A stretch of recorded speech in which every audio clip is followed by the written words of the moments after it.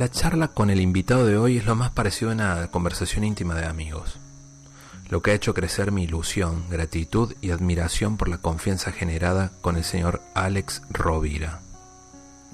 Lo percibo como un gran maestro, de una enorme sabiduría, pero aún más grande, su humildad. Esta semana escribió en sus redes sociales: decía Séneca que, si no sabes hacia qué puerto navegas, ningún viento es bueno. Así que merece la pena dedicar algún tiempo de nuestra vida a reconocernos como primer paso para definir nuestros objetivos en la vida. ¿No te parece? Los resultados que se obtienen tras la realización de este análisis permiten dar respuestas simples a las siguientes preguntas. ¿Qué es lo que no quiero de mi vida? Es decir, ¿qué debo dejar de hacer? ¿Qué quiero realmente de mí y de mi vida? Es decir, ¿qué debo comenzar a hacer? ¿Qué sé hacer bien yo? ¿Cuáles son mis habilidades o talentos diferenciales y singulares? ¿Vivo en felicidad, conformidad o resignación? En caso que la respuesta se mueva entre la conformidad y la resignación, ¿qué puedo hacer para crear las circunstancias que faciliten la presencia de la alegría, el sentido, la plenitud y la felicidad en mis ahoras? En definitiva, el autoanálisis no es más que una herramienta para los insatisfechos e insatisfechas inteligentes, aquellos que se sienten desaprovechados, que creen que hay una parte importantísima de sí mismos que está pidiendo a gritos una oportunidad para redefinir su vida, para hacerla más próspera, con una dirección y sobre todo con sentido. Este proceso de análisis hay que hacerlo en positivo, ya que se trata de buscar e identificar nuestras fortalezas, incluidas las habilidades olvidadas. No se trata de luchar contra las debilidades, sino de transformar y hacer crecer las habilidades positivas y actualizar su potencial. Las que tenemos y las que tuvimos, pero descuidamos. Vamos a desempolvarlas y a ponerlas en forma en nuestro yo, aquí y ahora, en este presente. Eso nos hará tomar conciencia de que somos mucho más capaces de lo que creemos. Tan solo se trata de que recordemos y actualicemos ese potencial. Por lo tanto, hay que desbloquear habilidades que quedaron encerradas en la caja del olvido por la rutina, por las circunstancias de la vida, por la repetición continua de las mismas, estas funciones en el mismo puesto de trabajo o en puestos de trabajo muy similares, porque en cada jornada laboral, y esto no me lo invento yo, hay estudios que lo demuestran, se repite el 90% de lo hecho el día anterior.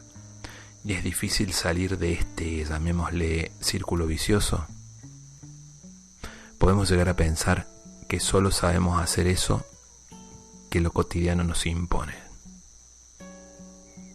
Este es un escrito de Alex Rovira. No te pierdas el programa de hoy porque nos acompaña de Barcelona.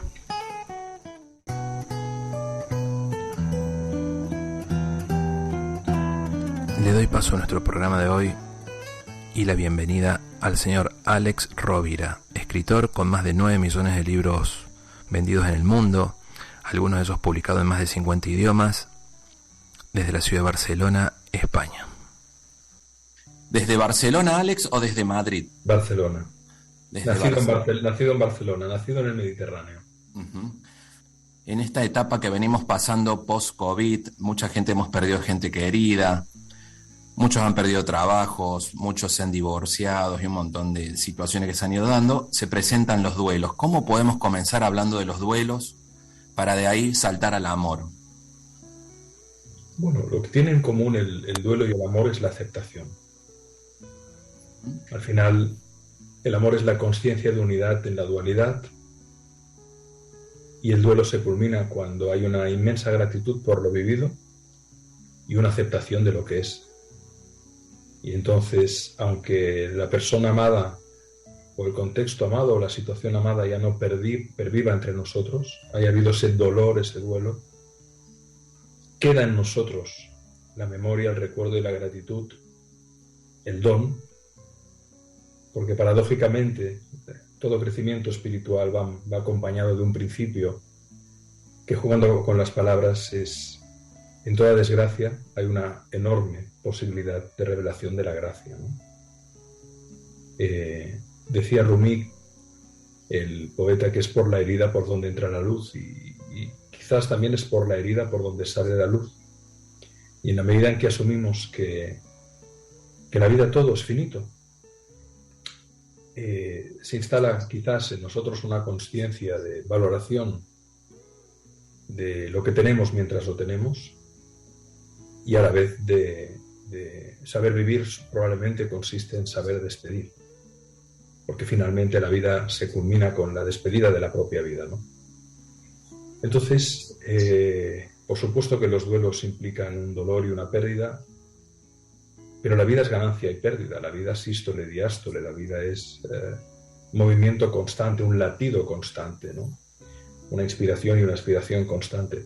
Asumiendo eso, pues entreguémonos al presente y demos todo, ¿no?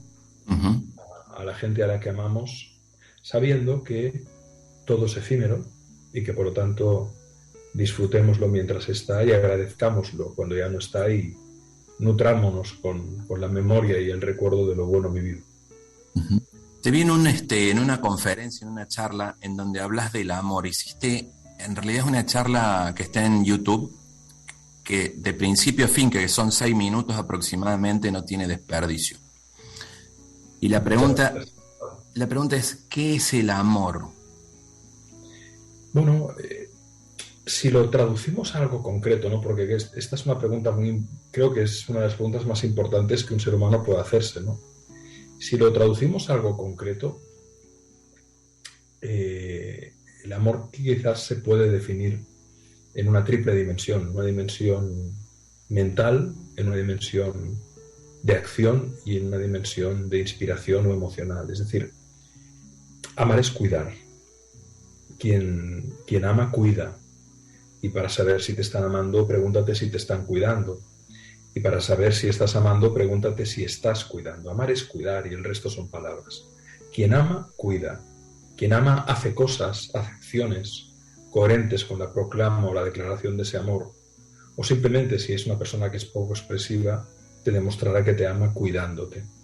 Por otro lado, amar también es la voluntad de comprender al ser amado o a lo amado, porque tú puedes amar a tus hijos y a tu pareja y a tus padres y quieres comprender lo que están viviendo y sus circunstancias. En el verdadero amor hay cuidado, pero también hay un acercamiento, en una escucha respetuosa, en una apertura, en un querer comprender, aunque a veces incluso nos cueste comprendernos a nosotros mismos. Yo no digo que amar sea comprender, amar es la voluntad de comprender. Y subrayo la palabra la voluntad de comprender, el querer comprender. Yo te quiero comprender porque te amo y quiero entender cuáles son tus anhelos, cuáles son tus dolores, cuáles son tus circunstancias, cuáles son tus crisis, cuáles son tus esperanzas. Y ahí estaría la parte mental, la voluntad de comprender, la parte mental. Amar como cuidado, amar es cuidar, sería la parte operativa, la acción. Luego la parte emocional, amar es inspirar para que lo amado, el ser amado, pueda realizarse y pueda encontrar mayor sentido a su vida. Quien te ame te inspirará, es decir, te alentará, te acompañará, querrá que seas más feliz, hará de tu dolor su dolor y de tu alegría su alegría. Quien te ame te cuidará y quien te ame te querrá comprender. Y cuando se conjugan esas tres grandes fuerzas, entonces el amor se manifiesta en plenitud y en integridad, íntegramente. Uh-huh. Tenés una frase en el video muy linda que haces como buscando la etimología de enamorados, en amor a dos. Nunca Sí. lo había separado. Y todo nace del amor de pareja. Recién te comentaba, te había visto en una entrevista con Alejandro Jodorowsky, en donde justamente hablaban y hacen como una ida y vuelta de dónde surge, de dónde venimos, del amor, de la intención de mamá y papá y todo esto, ¿no? Sí. Enamorados, en amor a dos. Correcto. Sí. Al final es... por eso te decía al principio que el amor es la consciencia de unidad en la dualidad. Cuando tú amas, dejas de percibir que hay un límite entre tú y lo amado y por lo tanto resuenas con las emociones de lo amado, con sus inquietudes, y ahí está el amor, en esa conciencia de unidad. Uh-huh. Dentro de los libros que tenés, este montón de libros, que la verdad no los he leído todos, he ido en partes con cada uno de ellos y todos tienen un mensaje. Antes de continuar, en algún momento hablaba con una invitada y hablaba de la epopeya aristotélica, lo que nos hace cambiar a cada uno de nosotros en una búsqueda de un sentido. Yo me preguntaba, ¿qué era de tu vida antes de comenzar este camino de cambio hacia todos? Este regalo que creo que nos das a todos que tenemos la oportunidad, porque lo tuyo no es una autoayuda, como escuchaba bien una definición. Son libros, son palabras que sanan y buscan y se nota del momento. Sé que viviste tu momento, tu epopeya aristotélica con tu hija en su momento. Y varias epopeyas he vivido en la vida. Uh-huh. Varias crisis, varias crisálidas, varios crisoles. Y sí, es cierto que a lo largo de la vida nos confrontamos con nuestros propios límites, ¿no? Y nos confrontamos con el mito de Quirón, que quizás es un mito poco conocido, pero que es fascinante, ¿no? Al final, Quirón es el sanador herido, ¿no? Es aquel que no podrá sanar sus heridas completamente, pero precisamente porque están cicatrizadas o algunas abiertas todavía, siente una empatía y una compasión profunda y una conexión profunda con el sentimiento homónimo de los demás, ¿no? Y yo creo que ahí está la clave. Y eso comenzó yo ya de muy pequeño.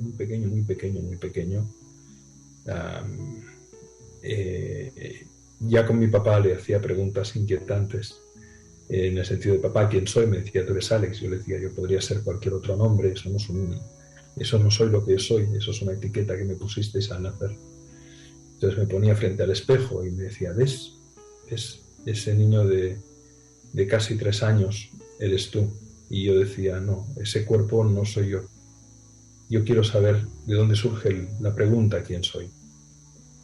Y ahí mi papá pues me acompañó con buenos libros, buscando él también preguntas. Por lo tanto, yo creo que esto viene de serie, ¿no? Que hay una reencarnación, ¿no? Que se va produciendo dentro de nuestra lectura del proceso del tiempo, pero que en realidad vivimos múltiples vidas, ¿no? Y todas ellas nutren a una supraconsciencia colectiva, ¿no? Yo creo que, como decía muy bien Pierre Teilhard de Chardin, este gran antropólogo, no somos seres humanos que tenemos experiencias espirituales, sino que somos seres espirituales que tenemos experiencias humanas. Coincido en ese comentario que decís. ¿Cómo nos explicaría esto de que somos reencarnaciones? ¿Estamos hablando de que nos vamos reinventando con cada experiencia? Bueno, en realidad tú puedes observar que hay niñas y niños, incluso personas, que tienen una sabiduría, una compasión, una madurez que parecería raro que fuera el resultado de un proceso de una sola vida y de unos pocos años de vida. Incluso hay niños muy pequeños que tienen una madurez, una compasión, una lucidez y también el recuerdo de otras vidas, ¿no? Uh-huh. Y esto ha sido estudiado incluso en Oxford y en Harvard por gente como Ian Stevenson, o hay cátedras que lo estudian. Lo que pasa es que tampoco, bueno, hay que investigar y hay que buscarlo. El trabajo de Brian Weiss o uh-huh. del Dr. Kabuli o de tantos otros que han habido y que hay, ¿no? que están en este universo. Y para mí es una evidencia, ¿no? Para mí es una evidencia, ¿no? Yo de pequeño no me borraron de todo el disco duro y había algunas cosas que recordaba y que para mí eran evidentes, que formaba parte del recuerdo de otras existencias. Pero es algo de lo que normalmente no hablo, tampoco porque no me preguntan, pero a estas alturas del viaje no tengo ningún tipo de problema de hablar de ello, ¿no? Hicimos un programa de tanatología y la profesional con la que hablé me comentaba que científicamente está comprobado que existen otras vidas. Y siempre va a ser el ida y vuelta, como bien decías ahora, como de una charla filosófica o quién estará a favor y quién no. Yo comparto lo que vos decís y me ha tocado vivirlo de cerca con algunos algunas personas cercanas, lo mismo ese paso en estos duelos de la vida a la muerte, de comprobar que existe un mundo espiritual que se comunica con nosotros. Y esto no hablamos de misticismo ni de nada por el estilo, estamos hablando de personas, de profesionales como es tu caso, como es mi caso, y mucha gente que por ahí, cuando pareciera que nos ponemos cerrados a decir que no, pasan cosas que nos hacen creer, ¿no? Como le pasó a Brian Weiss. Sí, y bueno, como nos ha pasado constantemente, ¿no? Ayer, hablando con mi mamá, ¿no? Mi papá murió hace 2 años, tras un largo proceso de enfermedad, 2 cánceres, una infección hospitalaria, un proceso muy duro, muy traumático. Y ella lo extraña mucho, ¿no? Y ella me dice, Alex, te voy a contar algo que no sé si vas a pensar que me volví loca. Y digo, no, cuéntame, mamá. Dice, pues yo estaba en la cama y en la postura que estoy siempre para que no me duela el brazo, porque a mi madre se le salía el brazo, el hombro se le salía, ¿no? De la articulación. Entonces tiene que dormir en una posición determinada para por la noche evitar que se produzca esto, ¿no? Dice, yo oí una respiración. Y yo guardé profundo silencio y la respiración seguía. Dice, me giré y vi a tu padre sentado en la cama y que se incorporaba, iba como con una camisa blanca. Y yo le dije, es imposible que estés aquí. Y me toqué, dice, no estaba soñando. Dice, bueno, puedo venir a momentos, puedo venir a algún momento, le dijo. Y ella le contó un tema muy personal que está viviendo y él le dio una respuesta con unas palabras que dice mi madre, yo no utilizo ese lenguaje. Y me dijo, Alex, estuve delirando. Dije, mira, mamá, el mismo día que murió papá yo estaba en Londres y una luz entró en la habitación y yo estaba perfectamente despierto y consciente y abrí y cerré el interruptor varias veces y cuando le dije papá se desvaneció. Y al cabo de 3 minutos me escribía mi hermana en WhatsApp y me decía, Alex, llámame. Y yo la llamé y le dije, papá ha fallecido ahora, ¿verdad? Digo, por lo tanto, hay cuestiones que pueden resultar que alguien dirá, bueno, esto es psicótico o esto es un delirio. Yo creo que hay ámbitos que el universo es tan vasto, tan rico y hay tantas dimensiones de lo que llamamos realidad que todavía desconocemos, que si nos abriéramos más con la inocencia que tienen los niños, ¿no? Realmente entraríamos en el reino de los cielos, en el cual vivimos, pero que nuestros propios prejuicios, nuestro propio miedo, nos inhibe a abrirnos al milagro. Para mí la experiencia que yo viví fue completamente real, tan real como el dedo que toca el computador, sí, o la pantalla o la cámara a la que acerco el dedo ahora, ¿no? Y para mí lo que vivió mi madre es probablemente sí un reencuentro con el alma de mi padre que vino a consolarla, ¿no? En un momento de gran dolor. Y esto pasó ayer, exactamente ayer. Entonces, bueno, respeto, silencio, esto no hace daño a nadie. Para mi madre fue un gran consuelo, más cuando su hijo menor le dijo, mamá, yo no pienso que estés delirando, yo sé que tienes la cabeza cuerda, sé que eres una persona muy pragmática y sea un sueño lo que has tenido, pero un sueño con visos de gran realidad o sea real, me quedo con la paz que has sentido, ¿no?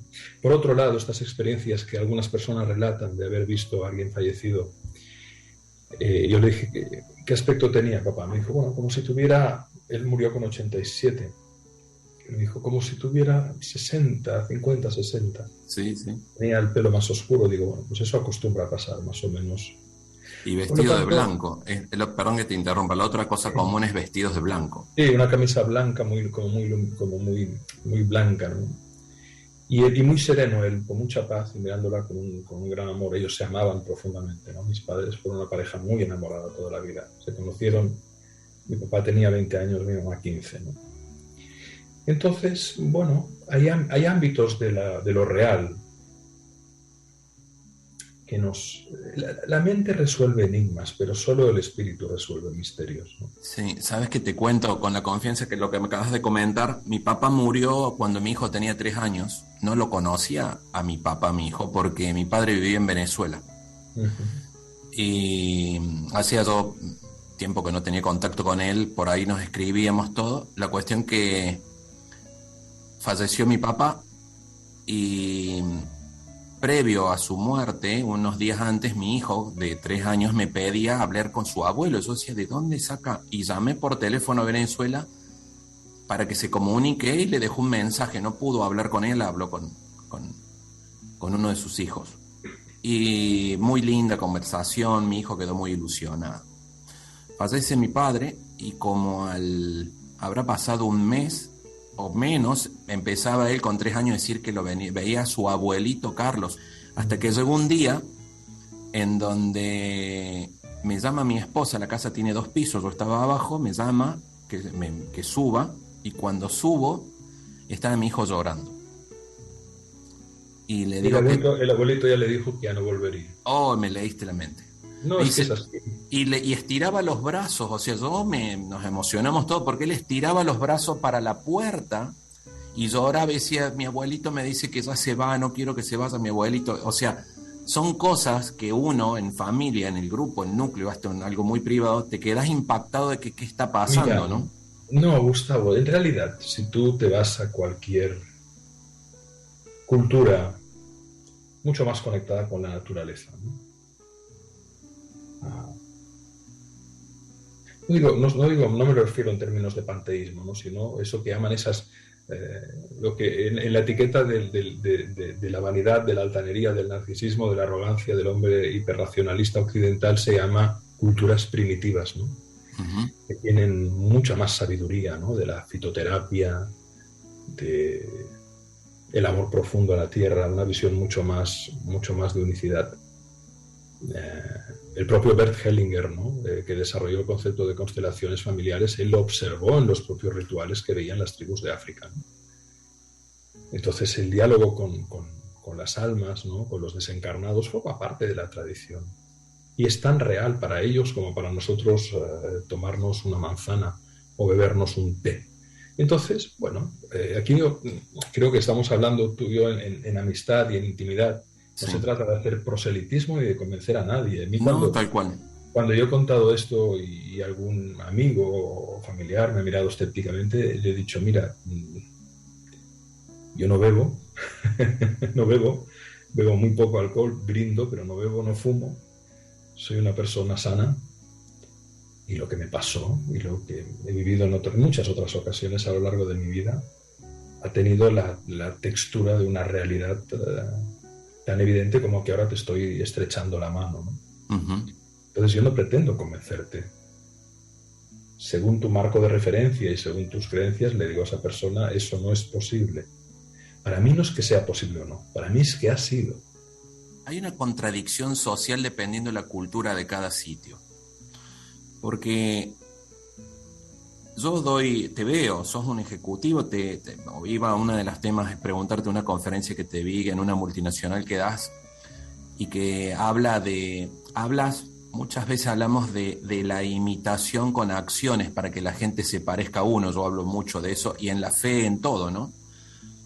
Y contás el caso de este papá que a los 40 años empezó a entrenar para llevar a su hijo a correr un triatlón y bueno, y a raíz de eso muchos papás sí comenzaron a trabajar. Papá murió hace poco murió hace apenas un año. Uh-huh. Sí, antes de pasar al tema ese, yo lo que voy es que estamos hablando, quien esté escuchando, es una conversación entre profesionales, entre profesionistas, gente que se mueve en un ambiente empresarial. Y a lo que iba, hay muchos mitos, porque en algún momento cuando uno habla de esto con cualquier persona, de cualquier nivel dentro de una estructura empresarial, siempre la gran mayoría traen dudas y sale una conversación interesante. Pero a la luz pareciera que da vergüenza hablar de esto. Sí, estas conversaciones se producen en intimidad porque el personaje tiene que mantener la compostura en público para que no piensen que delira. Pero en el terreno de la intimidad muchas personas te reconocerán experiencias y fenómenos que no lo harán en público simplemente por pudor, por ese falso pudor cultural, ¿no? Pero bueno, yo creo que el amor es eterno literalmente y es una forma de energía que prevalece en el espacio y en el tiempo.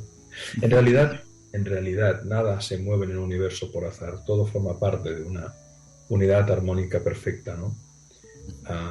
De una consciencia que se va desvelando en sí misma. En nuestro universo y en nuestro ámbito dimensional necesitamos del vector del tiempo para entender la realidad y estructurarla. Pero en otros ámbitos probablemente ese vector no condiciona. Y la mirada que se puede producir es una mirada mucho más amplia, mucho más vasta, mucho más inimaginable, ¿no? En realidad creo que vivimos en un pluriverso que es un fractal infinito, donde nos resulta todavía, en el momento en el que estamos de nuestra evolución científica y paradigmática, nos resulta inconcebible poder concebir, imaginar todo lo que es literalmente infinito. Sí, dijiste una palabra clave en todo esto: tiempo. ¿Cuándo llega el momento en donde valoramos el tiempo, donde la eternidad es ahora? Sí, absolutamente. Hablando de la entrevista con Alejandro Jodorowsky, Alejandro tiene una frase muy buena que dice: el pasado y el futuro son las sedes de la enfermedad, porque debido a la nostalgia del pasado, al dolor del pasado, puedes quedarte anclado en la victimización, en la culpa, que es una energía muy densa, ¿no? Mucha gente se suicida por culpa, ¿no? Uh-huh. E incluso en la apatía o en el miedo. Y en el futuro está la angustia anticipatoria, la ansiedad. Entonces, bueno, quizás aprender a vivir consiste en darte cuenta que en realidad no es que lo único que exista es el presente, es que tú eres presente, porque tú eres presencia. Uh-huh. Entonces, ahí está la clave, ¿no? Ahí está que, por otro lado, algunos han expresado con tanta lucidez como Eckhart Tolle, ¿no? Pero es así. Uh-huh. Recién decíamos de la angustia, pero la depresión se está dando con mayor frecuencia a raíz de lo que hemos vivido estos últimos 2 años, y más allá por una cuestión de insatisfacción personal en donde lo buscan, y acá entra a jugar un papel muy importante los jóvenes, los adolescentes, los niños, la tolerancia, la frustración y todo esto que se maneja. Dentro de los libros, de todos estos libros que tenés, eso lo relaciono con 2 títulos. Uno es Cuentos para quererte mejor, y hay algún escritor que dijo, y vos también lo has mencionado, ahí los cuentos son para dormir a los niños y para despertar a los adultos. ¿Cómo llegamos con los adolescentes hoy cuando están en esa búsqueda del sentido? Y a veces gente mayor que no encuentra, es a quien está escuchando decir, ¿qué te gusta en la vida? Y hay mucha gente que no sabe qué te gusta en la vida, ¿no? Y el otro título es la alegría. Sí, ¿Cómo llevamos la alegría a la vida, que sume momentos, alegría, felicidad? Y acá entramos en una charla filosófica interminable, ¿no? Sí.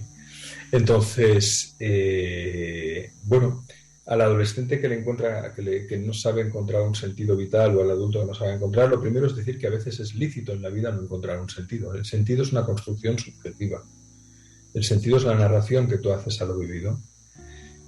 Y probablemente la mayor fuente de sentido vital que puede encontrar un ser humano es la que le permite alquimizar su dolor para convertirlo en amor y creatividad hacia los demás. Es decir, uh-huh, aquella persona que ha sufrido una circunstancia X, la que sea, puede encontrar un gran sentido a su vida consagrándola a evitar que otros pasen por ese dolor y por ese sufrimiento, acompañándoles, ¿no? Una persona que fue abusada, por ejemplo, puede encontrar un sentido enorme a su vida trabajando en la denuncia de los abusos y acompañando a víctimas de perpetradores de abuso, ¿no? El sentido muchas veces es alquímico.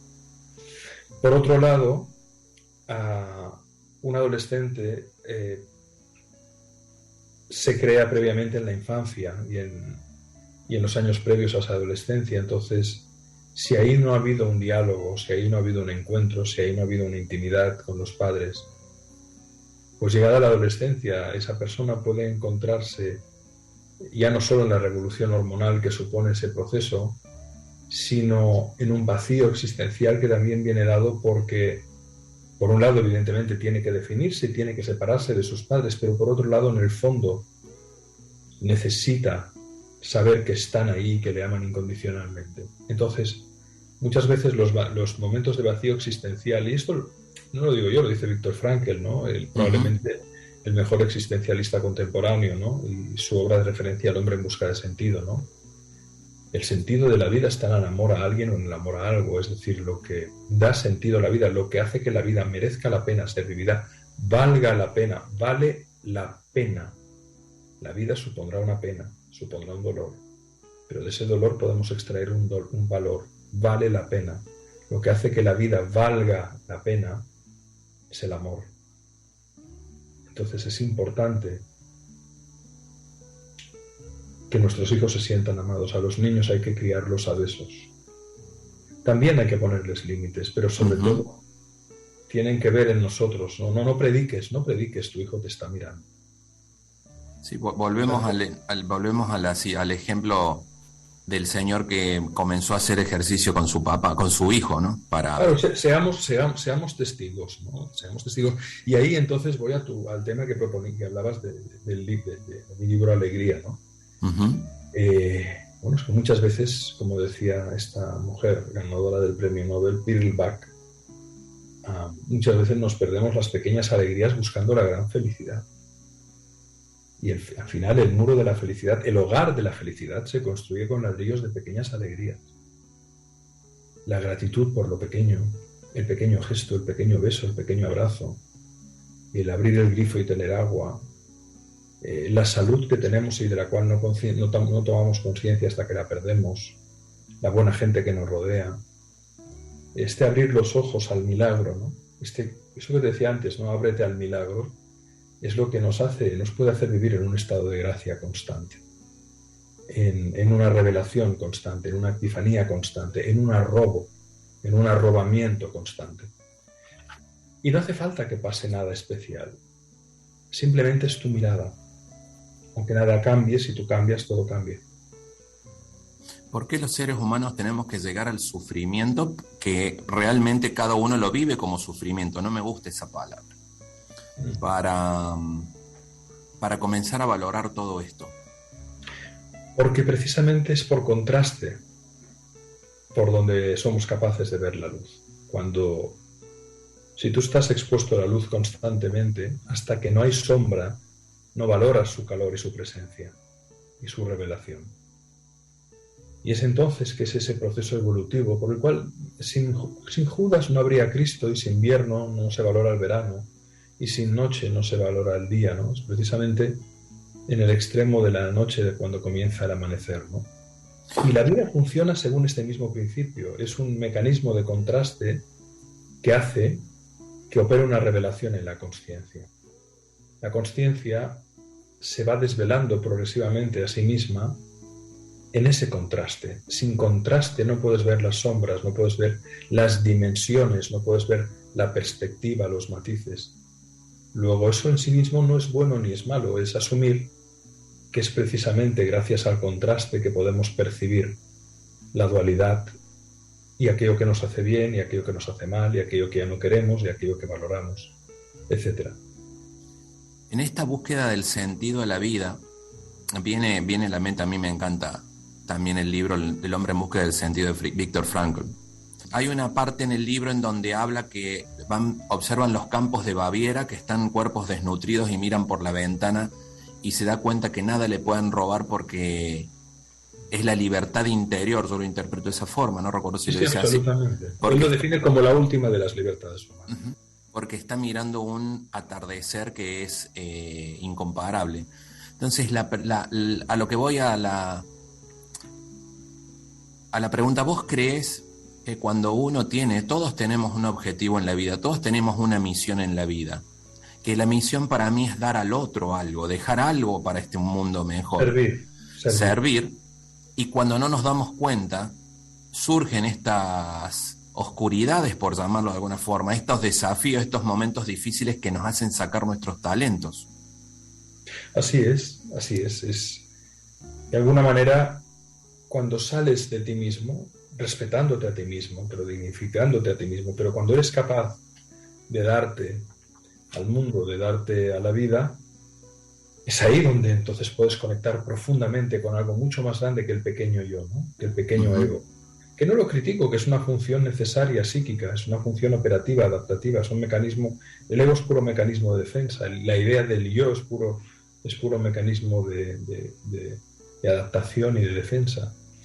Pero precisamente el ego es como una mascotita, ¿no? Como una mascotita que la tienes que saber tener en su lugar y darle de comer de vez en cuando, pero evitar que esté todo el día ladrando y haciendo mucho ruido, porque al final te puede absorber mucha energía.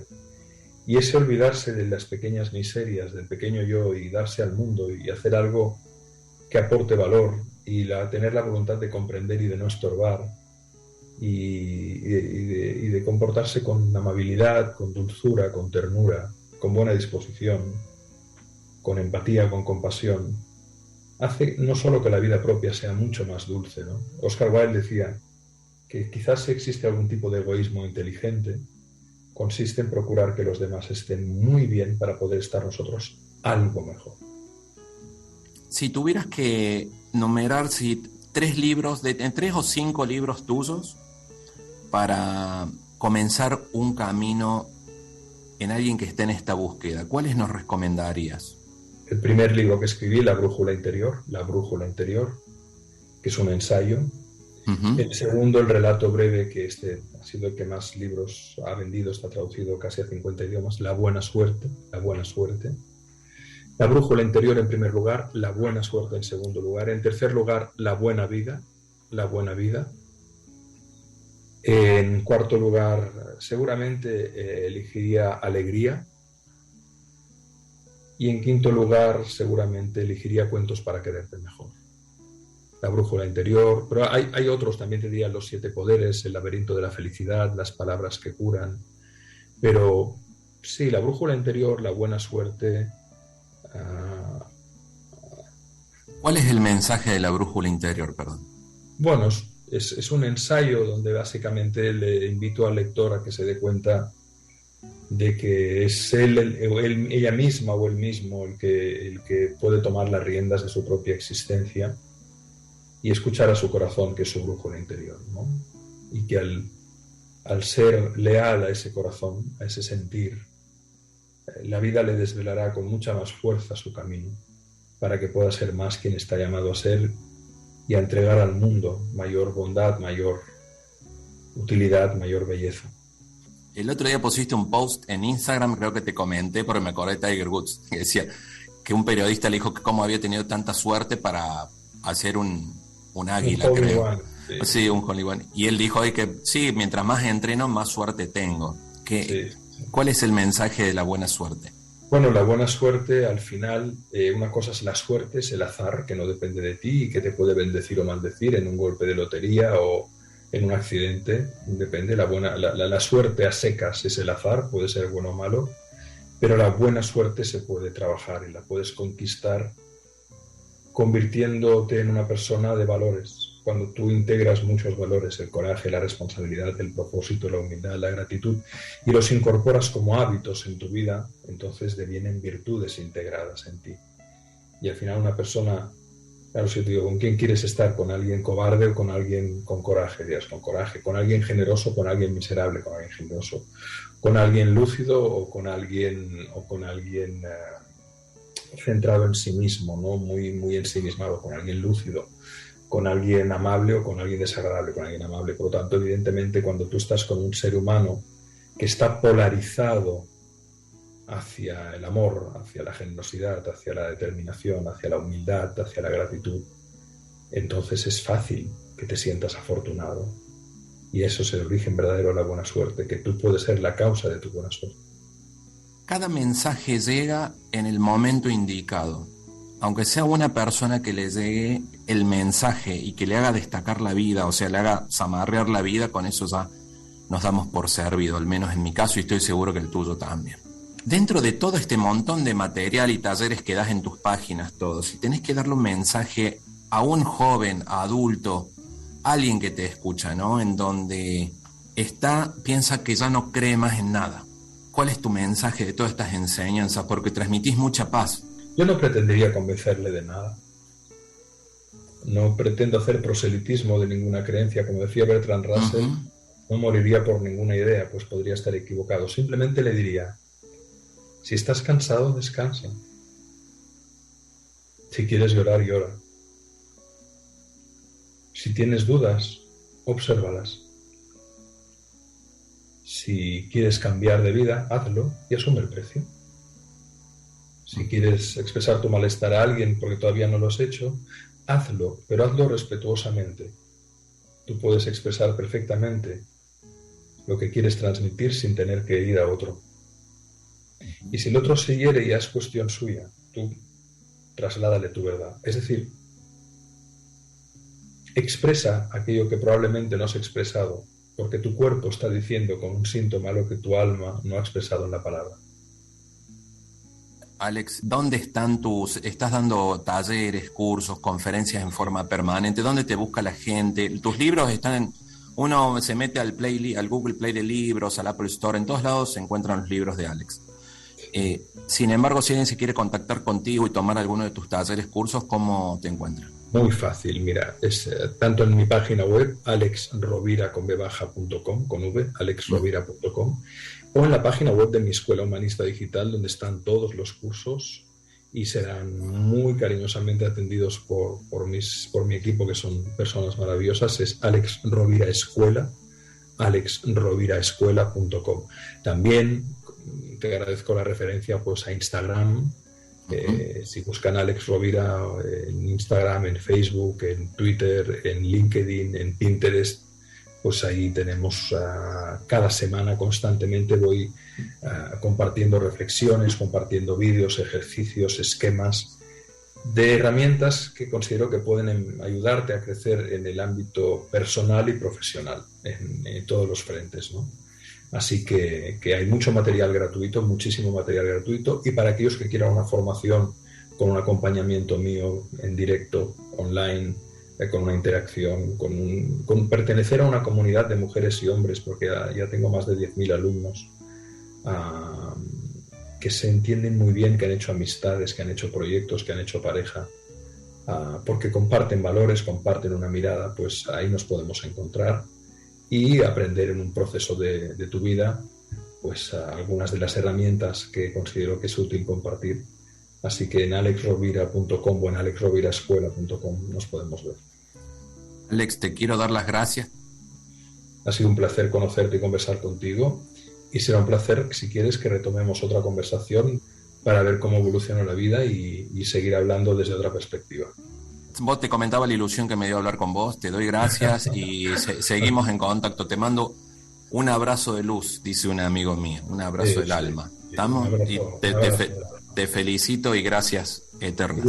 Igualmente a ti, Gustavo, por esta conversación tan deliciosa. Dale, un abrazo fuerte, saludo a la familia. Chao, igualmente. Gracias.